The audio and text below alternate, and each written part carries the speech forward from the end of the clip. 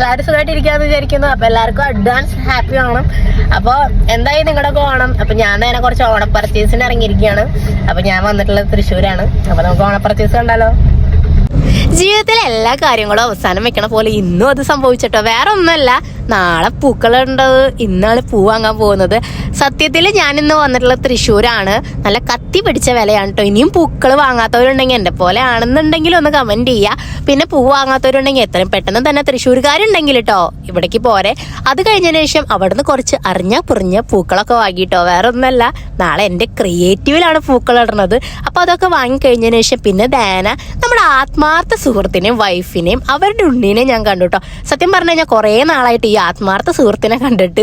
അപ്പോൾ അവന് ഒരു ബലൂണും സാധനങ്ങളൊക്കെ വാങ്ങിക്കൊടുത്തു. അവൻ ഭയങ്കര ഹാപ്പി ആയിട്ടോ. സത്യത്തിൽ ആദ്യം വരാൻ കുറച്ച് ബുദ്ധിമുട്ടുണ്ടായിരുന്നു. പിന്നെ ഇതൊക്കെ വാങ്ങിക്കൊടുത്തപ്പോൾ അവൻ ഭയങ്കര ഹാപ്പിയായി. അപ്പൊ അവനോട് ബായും പറഞ്ഞ ഒരു ഹാപ്പി ഓണം പറഞ്ഞിട്ട് പിന്നെ ഞങ്ങൾ പോയപ്പോൾ തന്നെ നബിദിനത്തിന്റെ ആശംസ കാർഡൊക്കെ തന്നു കേട്ടോ.